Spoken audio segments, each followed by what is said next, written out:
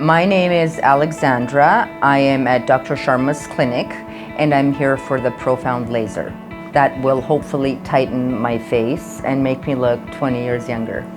I'm hoping to get some tightening around my jowls and my neck. I need this to be like this. Well, I mean, it's just moving. It's not as tight as it used to be, and they make me feel old.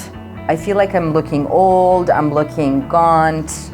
I'm eating a lot of garbage just to keep weight in my face because I feel like the skinnier I get, the older I look. So it's really affecting my life in many ways. Yeah, so I'm in that mid-stage where I'm not ready for a facelift yet.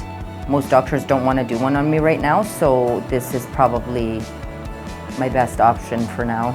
Yeah, okay. So we're excited. This is my best friend Natalie. And yeah, we're ready to do this.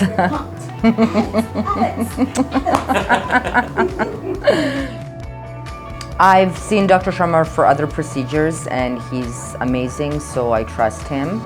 And he looks really good himself, so I trust people that take care of themselves. And yeah, everything he's done on me so far has been really good.